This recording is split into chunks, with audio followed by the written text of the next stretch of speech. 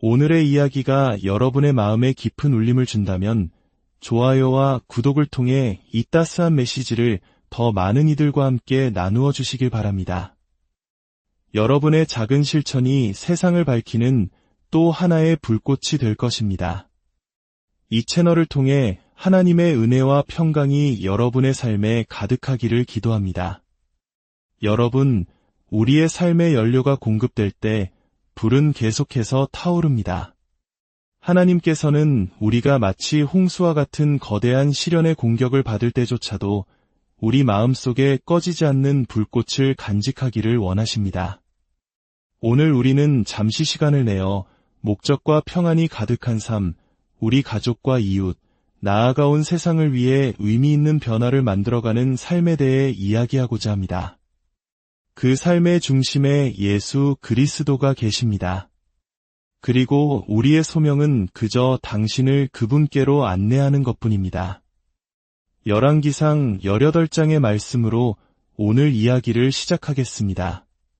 그때에 엘리야가 모든 백성을 향하여 이르되 내게로 가까이 오시오 하니 모든 백성이 그에게로 가까이 다가갔습니다. 엘리야는 무너져 내린 주님의 제단을 다시 수리하기 시작했습니다. 엘리야는 야곱의 아들들, 즉 이스라엘의 12지파의 수에 따라 돌 12개를 가져왔습니다. 주님께서 일찍이 야곱에게 이스라엘이 내 이름이 되리라 하고 말씀하셨기 때문입니다. 엘리야는 그 돌들로 주님의 이름을 의지하여 제단을 쌓았습니다. 그리고 제단 주위로는 씨앗 2마를 담을 수 있을 만큼 큰 도랑을 팠습니다. 그는 제단 위에 장작을 순서대로 정성껏 쌓아 올렸습니다. 여기서 중요한 것은 그가 나무를 순서대로 놓았다는 점입니다. 그리고 그는 송아지의 각을 떠서 그 나무 위에 올려놓았습니다. 그 후 그는 사람들에게 항아리에 물을 가득 채워 번제물과 나무 위에 쏟아부으라고 명령했습니다. 물이 제물 위로 넘쳐 흘렀습니다. 엘리야가 말했습니다. 2번째로 하시오. 사람들이 다시 물을 부었습니다. 그가 또 말했습니다. 3번째로 하시오. 사람들이 3번째로 물을 붓자 물이 제단 사방으로 흘러넘쳤고 도랑에도 가득 찼습니다. 저녁 제사를 드릴 시간이 되자 예언자 엘리야가 제단 가까이 나아가 기도했습니다. 아브라함과 이삭과 이스라엘의 하나님, 주여, 주께서 이스라엘의 하나님이심과 제가 주의 종이라는 것, 그리고 제가 이 모든 일을 오직 주의 말씀에 따라 행하였음을 오늘 이 자리에서 분명히 보여주시옵소서. 그러자 놀라운 일이 일어났습니다. 38절의 말씀입니다. 이에 주님의 불이 하늘에서 내려와 번제물과 나무와 돌들과 흙을 모두 태워버리고 도랑에 고여있던 물까지 모두 핥아버렸습니다. 하늘에서 내려온 불은 단순한 불이 아니었습니다.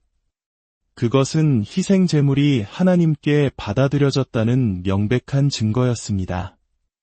이 광경을 본 모든 백성은 그 자리에 엎드려 외쳤습니다. 주님, 그분이야말로 참 하나님이십니다. 주님, 그분이야말로 우리의 하나님이십니다. 그리고 41절에서 엘리야는 아합 왕에게 말합니다. 이제 올라가서 먹고 마시십시오. 곧 풍성한 비가 쏟아지는 소리가 들립니다. 오늘 저는 여러분과 함께 이 불에 대해 깊이 이야기 나누고 싶습니다. 하나님께서 오늘 이 시간 우리 모두에게 말씀하시어 우리 마음속과 이 공동체 안에 꺼져가던 믿음의 불씨를 다시 지피고 활활 타오르게 하시기를 소망합니다. 유명한 단편 소설가 잭 런던은 불을 지피다라는 제목의 짧은 소설을 썼습니다. 이야기에서 작가는 2가지 중요한 사실을 강조합니다. 첫째, 불은 생존에 필수적이라는 것. 그리고 둘째, 불 없이는 인간이 오래 버틸 수 없다는 것입니다. 이야기는 캐나다의 유콘 광야로 들어간 한 탐험가에 대한 것입니다. 눈보라가 몰아치는 극한의 위험 속에서 그에게 불이 얼마나 절대적이었는지를 보여줍니다. 그와 그에게 단둘뿐인 여정이었습니다. 광야로 떠나기 전 그는 홀로 혹독한 자연에서 살아남은 전설적인 노인을 만납니다. 노인은 젊은 탐험가에게 영하 50도 이하로 떨어지는 극한의 추위 속에서는 절대로 혼자 광야에 있어서는 안 된다고 경고합니다. 하지만 자신만만했던 젊은이는 그 경고를 대수롭지 않게 여깁니다. 그는 얼어붙은 강을 건너다 얼음이 깨지면서 물에 빠지고 맙니다. 순식간에 그는 자신이 절체절명의 위기에 처했음을 깨닫습니다. 기적적으로 물 밖으로 빠져나온 그는 가문비나무 아래에서 몸을 피하며 살기 위해서는 반드시 불을 피워야 한다는 것을 직감합니다. 하지만 그의 손은 이미 꽁꽁 얼어붙어 감각을 잃어가고 있었습니다. 몇 분 만에 자신의 손을 전혀 통제할 수 없게 된 것을 깨달았습니다. 그는 살기 위해 너무나도 필사적이어서 이빨로 성냥을 물고 불을 붙이려고 애썼습니다.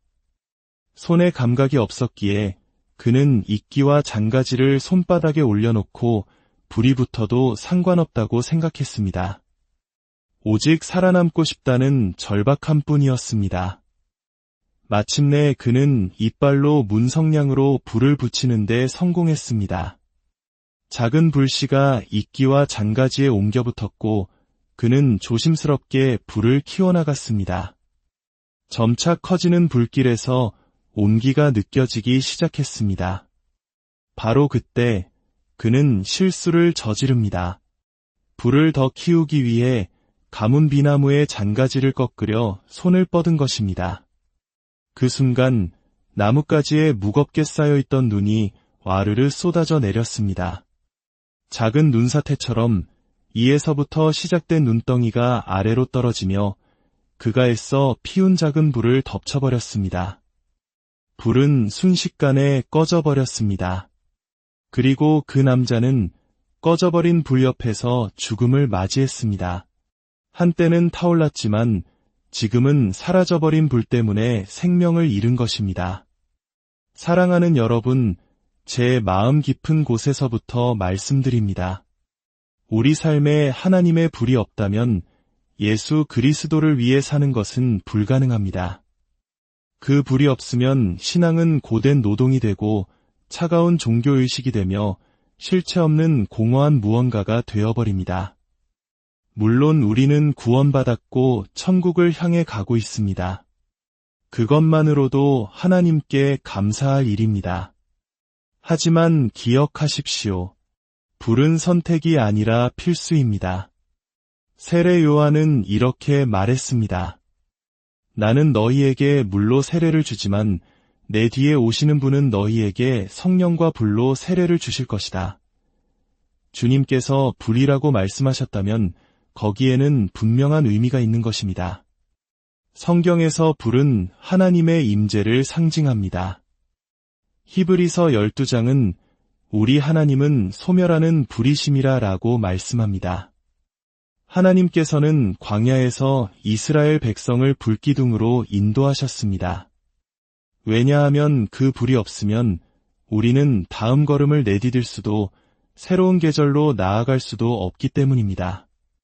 하나님의 인도하심을 받기 위해 불은 필수적입니다. 성전의 제단 위에서는 불이 절대로 꺼져서는 안 되었습니다. 제가 오늘 여러분께 간절히 전하고 싶은 메시지는 이것입니다. 우리는 반드시 우리 삶과 우리 공동체 안에 타오르는 불을 가져야 합니다. 성령의 불 말입니다.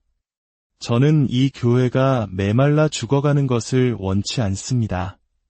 얼마나 많은 사람이 모이는지, 얼마나 큰 건물을 가졌는지는 중요하지 않습니다. 제 진심입니다. 영적으로 말라비틀어진 회전초가 되기에는 우리는 너무나 먼 길을 걸어왔습니다. 저는 하나님의 불이 이 장소에서 활활 타오르기를 원합니다. 성령의 불 말입니다. 예레미야는 그 불이 그의 뼈 속에 사무친다고 고백했습니다. 마치 열병에 걸린 설교자처럼 그는 그것이 내 뼈 속에 사무치는 불과 같도다 라고 외쳤습니다. 이사야는 뜨거운 입술을 가졌습니다. 천사가 하늘 제단에서 숯불을 가져와 그의 입술에 대자 그의 말이 불타올랐고 그는 내가 여기 있나이다. 나를 보내소서 라고 외치며 세상을 변화시켰습니다. 사도행전 2장, 오순절날 다락방에 모였을 때 불의 혀와 같이 갈라지는 것들이 각 사람 위에 임하였다고 성경은 기록합니다. 이는 소멸하는 불이신 하나님의 임재를 상징하는 것이었습니다. 하나님은 우리가 성령의 불을 필요로 한다는 것을 아십니다. 저는 그 불이 제 뼈 속에, 제 설교 위에, 우리의 찬양 속에, 제 영혼 속에 있기를 원합니다. 제 머리 위에 임하여 제 생각을 정결하게 하고 깨끗하게 하기를 원합니다. 하나님을 향한 열정, 그것이 바로 하나님의 불입니다. 성령의 불은 이 강단에, 우리의 찬양에, 우리의 연주자들에게, 우리를 맞이하는 안내자들에게, 우리의 박수 소리 안에 있어야 합니다. 그 불이 임할 때 우리의 박수는 마지못해 치는 박수가 아니라 할렐루야, 를 외치는 진정한 찬양이 될 것입니다. 우리의 외침에, 우리의 예배에, 우리의 찬양에 불이 필요합니다. 과거 사람들은 오순절 교회에 무슨 일이 일어날지 궁금해하며 찾아왔습니다. 하지만 이제 사람들은 교회에 와서 졸거나 스마트폰을 들여다봅니다. 그러나 하나님의 불이 교회에 임하면 모든 것이 달라집니다. 어떤 일이 일어날지 예측할 수 없는 살아있는 역사가 일어납니다. 불은 본질적으로 강렬하고 뜨겁습니다. 불은 죄를 태울 수 있습니다. 불은 무관심을 태울 수 있습니다. 예수님께서는 내가 미지근하여 뜨겁지도 아니하고 차지도 아니하니 내 입에서 너를 토하여 버리리라고 말씀하시며 마지막 때 교회의 가장 큰 특징이 뜨거웠던 신앙에서 미지근함으로 변질되는 것임을 경고하셨습니다. 미지근하다는 것은 하나님을 사랑하지 않는다는 뜻이 아닙니다. 약간의 불신은 남아있다는 뜻입니다. 당신은 예수를 사랑하지만 불타오르지는 않습니다. 여기에는 엄청난 차이가 있습니다. 엘리야 선지자는 우리에게 불을 피우는 과정을 보여줍니다. 갈멜산에 불이 내리기를 원하셨던 분은 바로 하나님이셨습니다. 하나님께서는 엘리야에게 말씀하셨습니다. 갈멜산에 올라가 나를 위해 제단을 쌓아라.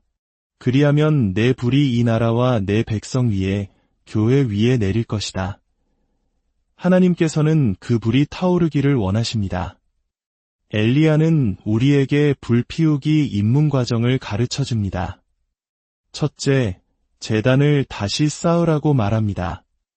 12개의 돌을 가져다가 기초로 삼으라고 합니다. 하나님의 불이 개인, 가정, 교회, 그리고 한 나라에 임하기 위해서는 먼저 올바른 기초가 세워져야 합니다. 우리는 돌아가 무너진 제단을 다시 쌓아야 합니다. 이 12개의 돌은 기초입니다. 우리 믿음의 기초, 그 중심의 모퉁이 돌은 바로 예수 그리스도이십니다. 천국으로 가는 다른 길은 없습니다. 세상에는 두 종류의 불만 있습니다. 지옥의 불과 성령의 불, 둘 중 하나가 당신을 사로잡을 것입니다. 우리는 회개라는 돌이 필요하고 예수라는 돌이 필요합니다. 예수님은 말씀하셨습니다. 내가 곧 길이요 진리요 생명이니 나로 말미암지 않고는 아버지께로 올 자가 없느니라. 어떤 종교나 철학으로도 창조주 하나님께 나아갈 수 없습니다. 오직 한 분, 예수 그리스도를 통해서만 가능합니다. 이것은 지지를 얻기 위한 외침이 아니라 변치 않는 진리입니다. 우리는 거룩함, 기도, 그리고 하나님의 말씀이라는 돌들을 다시 쌓아 올려 우리 삶의 제단을 재건해야 합니다. 둘째로, 엘리야는 나무를 순서대로 놓으라고 말합니다. 그냥 되는 대로 던져 쌓는 것이 아니라 불이 붙었을 때 산소가 잘 공급되어 활활 타오를 수 있도록 질서 있게 배열하라는 의미입니다. 우리의 삶도 마찬가지입니다. 성령의 산소가 잘 공급될 수 있도록 삶의 우선순위를 정돈하고 질서를 세워야 합니다. 셋째로, 제물, 즉 희생을 제단 위에 올려놓으라고 말합니다. 불이 내리기를 원한다면 하나님의 제단 위에 희생이 있어야 합니다. 희생을 드리기에 너무 중요한 사람이 되어서는 안 됩니다. 희생할 필요가 없다고 느낄 만큼 교만해져서는 안 됩니다. 하나님, 저의 모든 것을 드립니다. 바로 이것이 하나님의 불을 이끌어내는 희생입니다. 그리고 마지막으로 엘리야는 기도하기 시작했습니다. 그는 형식적인 기도를 드린 것이 아니라 불이 내릴 때까지 끈질기고 열렬하며 마음을 다한 뜨거운 기도를 드렸습니다. 야고보서 기자는 말합니다. 의인의 간구는 역사하는 힘이 크민이라. 간절함으로 구할 때, 찾을 때, 두드릴 때 주의 나라가 임하시오며 뜻이 하늘에서 이룬 것 같이 땅에서도 이루어지이다 라고 기도할 때 하나님의 역사는 시작됩니다. 불이 충분히 뜨거워지면 걷잡을 수 없게 됩니다. 우리는 영적으로 통제 불가능한 불이 필요합니다. 부유한 동네든 유명인이 사는 곳이든 박사 학위 소지자가 사는 곳이든 상관하지 않고 번져나가는 불말입니다. 내가 누구든 무엇을 가졌든 상관없다.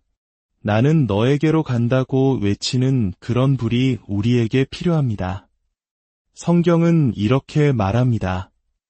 원수가 홍수같이 밀려올 때에 주께서 그를 대적하여 길을 세우시리라. 원수가 아무리 거세게 당신을 공격해도 악마의 소화전으로는 끌 수 없는 불이 있습니다. 오히려 그 불은 원수가 당신을 향해 만든 모든 무기를 태워버릴 것입니다. 불이 충분히 뜨거워지면 심지어 물속에서도 탈 수 있습니다. 수중 용접 기술이 바로 그것입니다.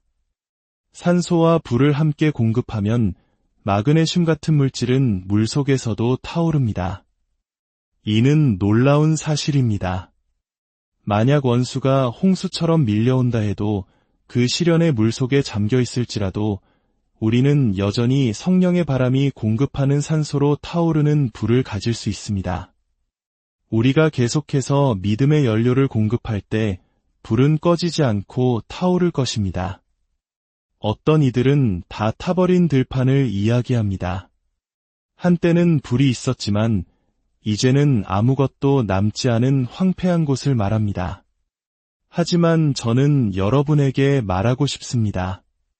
하나님의 불이 충분히 뜨거워지면 다시 불타오르지 못할 들판은 없습니다. 혹시 당신의 삶이 무언가에 의해 완전히 타버린 것 같습니까? 혹독한 시련의 용광로를 지나며 상처 입고 부서지고 황폐해져 마치 다 타버린 들판처럼 느껴지십니까? 다시는 예전 같지 않을 것이라는 절망에 빠져 있습니까? 그러나 성령의 불은 다릅니다. 주님은 준비되셨습니다. 저는 지금 다 타버린 들판과 같은 많은 영혼들에게 설교하고 있습니다. 당신은 한때 불을 가졌었습니다. 영으로 기도했고 기쁨이 넘쳤고 믿음이 충만했습니다. 하지만 너무나 많은 일들을 겪으며 이제는 메마름만 남았을지 모릅니다. 그러나 하나님께서는 말씀하십니다. 다시 때가 되었다. 다 타버린 들판과 같은 도시들에 다시 불이 임할 때가 되었다. 다 타버린 들판과 같은 가정과 성도들에게 다시 불이 찾아올 때가 되었다. 저는 하나님을 믿습니다. 그분께서 그의 교회를 성령과 불로 세례 주실 것을 믿습니다. 그 불이 임하면 그것은 퍼져나갈 것이고 억제할 수 없을 것이며 통제 불가능한 불이 될 것입니다. 저는 오늘 하나님께서 당신과 당신의 가정을 만지실 준비가 되셨다고 믿습니다. 하나님은 움직이고 계십니다. 그리고 그분은 당신을 사랑하십니다. 당신이 저지른 어떤 잘못도 그분은 용서하실 수 있으며 당신 삶의 어떤 엉망진창인 상황도 그분은 고치시고 깨진 조각들을 다시 붙여주실 수 있습니다. 그분은 모든 것을 새롭게 하십니다. 당신의 가정을, 미래를, 결혼 생활을 새롭게 하실 수 있습니다.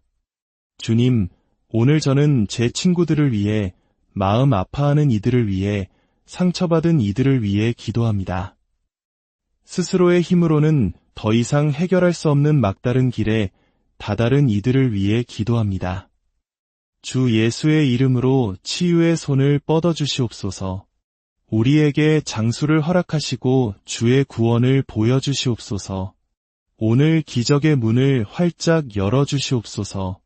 공급의 기적, 인도하심의 기적, 오직 주의 손만이 행하실 수 있는 초자연적인 일들이 일어나게 하여 주시옵소서. 예수님의 이름으로 기도합니다. 아멘. 오늘 당신의 삶 위에 임하는 하나님의 손길을 느끼실 것입니다. 그저 이렇게 고백하십시오. 감사합니다. 예수님. 제가 받겠습니다. 제가 믿습니다. 저는 준비되었습니다. 주님의 뜨거운 불이 여러분의 마음을 채우고 여러분의 가정을 밝히며 여러분이 걷는 모든 길을 인도하시옵소서.